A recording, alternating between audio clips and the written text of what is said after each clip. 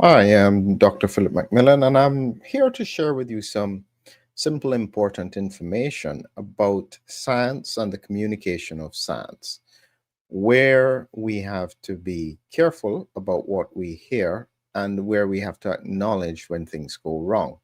Now, I strongly believe that when we make a mistake, we need to highlight it because we don't always get everything right.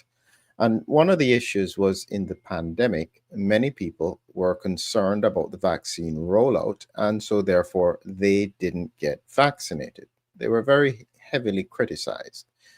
But what is starting to come out is more and more people are starting to acknowledge that, well, maybe they were right in terms of what they were saying, those conspiracy theorists. Now, what I'm here to do is give you a balanced principle or approach to the science. And what I'm highlighting here is two bits of video clips that I saw on Twitter with Chief Nerd, and it was with Dr. Sanjay Gupta. And for if you don't understand, he is the chief medical correspondent at CNN. And he's done a number of presentations, and he's usually a voice for the medical issues in relation to health for CNN. The truth is, his background is more surgery, and so therefore he will be filtering or taking information from others and then presenting it because he's very good at presentation. But in terms of the details of the science, I wouldn't necessarily expect him to understand all the nuances of it. Even within that, however, there is still that responsibility to be relatively accurate. And one of the issues that came out recently is his comments with regards to natural immunity. To take it into consideration or to take it into context, I'm going to play I first think has been clear for some where time he on was not making only a comment on CNN, and then I'll come back to the more recent clip that he has said in an interview. So let's go to the most recent, the first clip. This was in 2021, at the heat of the rollout of COVID vaccines, and listen to the thoughts. would say is that the science, I think, has been clear for some time on not only how well these vaccines work, as you alluded to,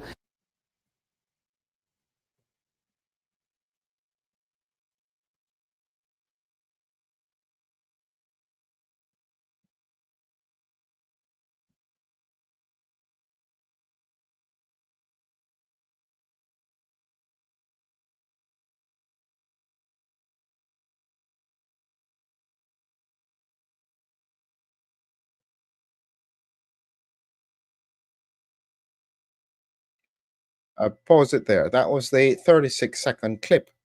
So there are a few things there that was, as far as I'm concerned, purely propaganda. It wasn't really science, where if someone was vaccinated, they wouldn't transmit the virus.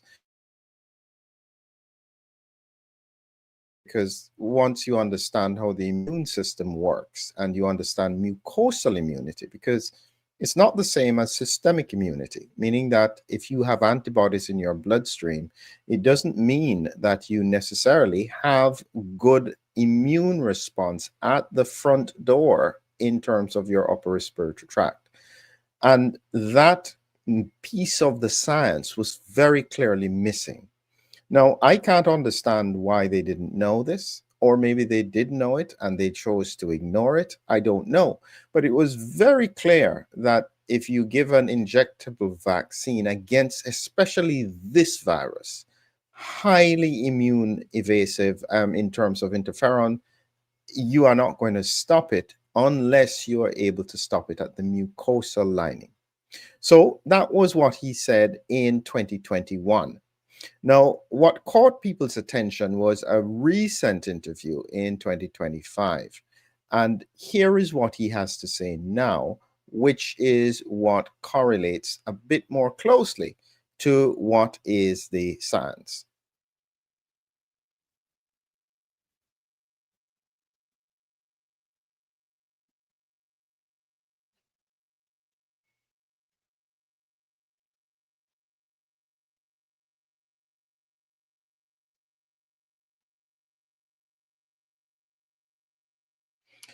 Pausing that there a second. You guys are not hearing the audio. Oh man, that's a problem. Let's just try again. I'm going to try. I don't know why this is not going. So you're going to have to work with me with regards to this. So that means you didn't hear the first bit. Man, what a waste. So let's try again. I'm just going to take this off here, and I'm going to go again. And let's just try again. Second here. Oh, I see what the problem was. Just hold on, and let's just try and see if I can do the whole thing again.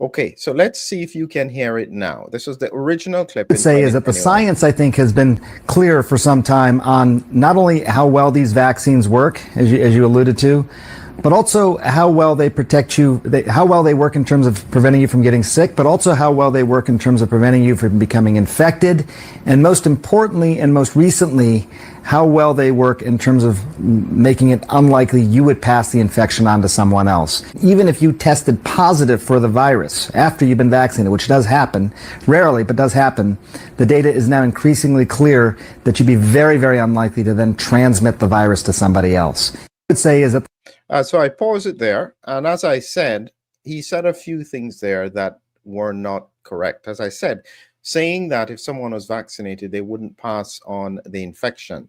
The purpose of vaccination at that time was to reduce the risk of severe COVID-19, and it did do that for the high-risk cohort. But it wasn't designed to stop transmission of the virus. Because in order to stop transmission of the virus, you would need to very strongly activate the mucosal immunity. That's the wall in terms of your upper airway where the virus actually infects these cells. If that immune system is very active and able to do what it's supposed to do, then you would have an impact on infection. So, as I said, he has at least come back recently in 2025, and this is the second clip that I want to play you. So this is him in 2025 now, sharing a bit more insight and a bit more of a retrospective look at what he thought. So here we go. I think the one area, if I had to pick one thing for me specifically, where I think we started to dig in, but could have dug in more, was really understanding the value of natural immunity. Mm-hmm. I think you and I both, when we go to medical school, we know that once you get sick, you are going to be immune for a while. Different for different viruses, but that does provide really robust immunity. Mm-hmm. It's activating your antibodies, activating your T cells. All these things get activated with an illness. No question that it'd be better to avoid that illness in the first place. It goes without saying. But I think at the point where it was clear that so many people had been infected, and we saw these waves in South Africa, for example, and you knew, wow, that burned through the entire population, it seemed like almost, because it all of a sudden came way down. It's like, oh, that's the natural immunity, because they hadn't been vaccinated yet. Mm-hmm. Then pop up again with the new variant. That should have been a signal that, hey, we need to be well aware that natural immunity is strong. It works, and I think some of the Israeli data. So I asked about that a few times in terms of how that would change recommendations based on vaccines and other things. Never really got a clear answer on that. Mm-hmm. And I think the message seemed to be just get vaccinated, which was obviously a problem because not everyone was getting vaccinated. People were losing their jobs, all this sort of stuff. So I think the natural immunity part of it still to this day is a bit of a question mark as to why that wasn't acknowledged more. Excellent. Yep, he's right. Because remember, people did lose their jobs about this in terms of natural immunity. And here's what's most important. In that context, you have to remember that early in the pandemic, when you had healthcare workers facing the pandemic without even PPE in the early days, having to get infected, some getting sick and dying, they then had natural immunity for the whole of the first year until vaccines came around. And then to mandate those healthcare workers with vaccines. I mean, that is the most unscientific thing I have ever seen. And up to this day, I don't think there's anybody who can reasonably say, listen, that was the best thing to do. Now, in your low risk cohorts, again, why would you do that? Especially if they had infection. And what's even more, so follow this again, people who had an infection, so they just had COVID, they may have had severe COVID, they were in hospital, they come out of hospital, and they're still being recommended to be vaccinated after they had the infection. Where is the science in that? And so this is what I mean, is that some of the stuff that was done, I'm telling you, 50 years down the line, history is going to have a field day saying, this is going to be equivalent to not washing hands in the 1700s, whenever that was happening, where it just made no sense. So here is now where I'll give you some important points with regards to the data. This was an Israeli study that was submitted in January of 2022 and published in April of 2022, looking at directly natural acquired immunity versus vaccine-induced immunity, reinfections and breakthrough infections. This was a very important study, and they were looking at a large group in Israel, up to 124,000 people. And what they found was that people, SARS-CoV-2 naive vaccinees, had a 13.06-fold increased risk for breakthrough infection with the Delta variant compared to their unvaccinated, previously infected individuals. We knew this. Well, granted, this was in April of 2022. It was after they had instituted vaccine mandates, I think inappropriately. They should have just targeted the high-risk people, and they knew that it could impact on the severity of the disease.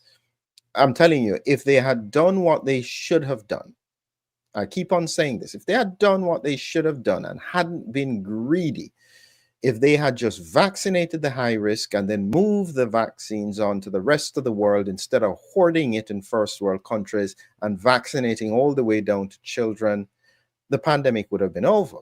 Because the people who were low risk, even though some of them would have had severe disease, that's an important point, but you would have hit herd immunity.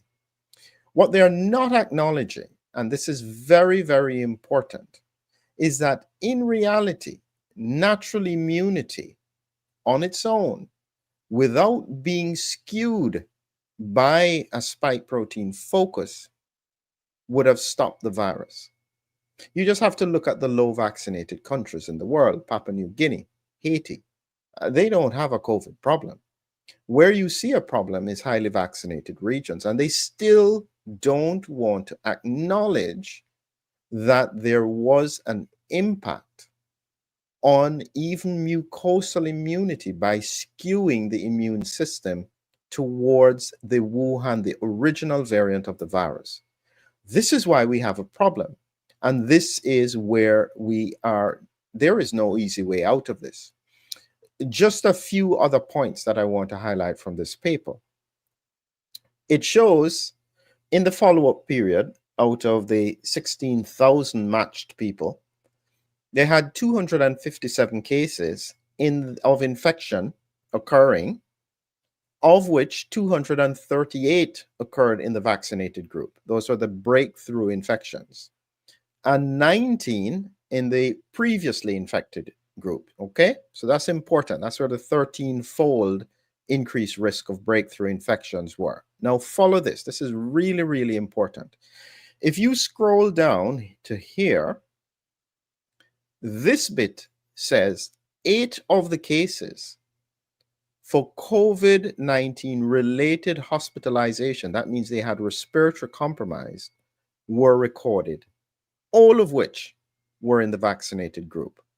So listen, this is the bit that they miss. natural infection is not associated with severe COVID-19. And there's a reason for that. As I said, when you understand the science, you understand why that is so.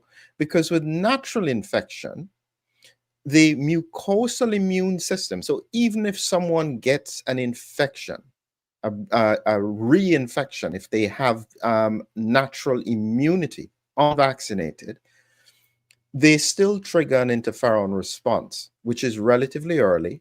And so even though they may get the infection, they will not really get severe COVID-19 unless they have interferon autoantibodies, which is a separate conversation. But generally, they won't. In the context of the vaccine immunity, if the virus suppresses interferon, they can still trigger a severe response, which is why 8 were hospitalized here in terms of severe COVID-19, because they still had respiratory compromise, and it was still important that that had to be addressed. Now, none of them died, but I'm showing you the connection in response to severe the thromboembolic microclotting that occurs in the lungs. So the end all of it is that, yes, people's instincts were right, because this is what we had been taught. You know, if you got measles, you naturally, and you weren't vaccinated, you wouldn't go and get a measles vaccine. You know, it just didn't make sense. You know, and so that principle has not changed. It only changed in relation to the pandemic because there was such a push to vaccinate everyone. What we still don't fully understand is why. Why was that so important that even the science, even the obvious, was overlooked so that it could have been pushed through that literally every single person, and then you look at the US down to 6 months old, still in some places, would have been vaccinated, whether or not they had infection, whether or not they were low risk. That still doesn't make sense to me. And I suspect that those who figure out why that was so important will have the real clue to what really was going on. I don't know if they're conspiracy theorists, but you will never know what they may find. My final advice to you all is, as usual, look in the description, get the Humming Heroes link. There's a free ebook there. We want you to buy the full book for Christmas, but there's a free black and white version which gives you the principles about why you should hum, why nitric oxide is antiviral, and that's probably the most important simple strategy anybody can implement to reduce their risk of ongoing circulation with the virus. So thank you all for listening, and we look forward to sharing some more information with you in the near future. Coincidentally, I can't find, let's see if I can get it. I will play my outro video now. Oops, I can't get it. Oh, I tell you what, I know what I need to do. Yeah, there we go. Have a great evening.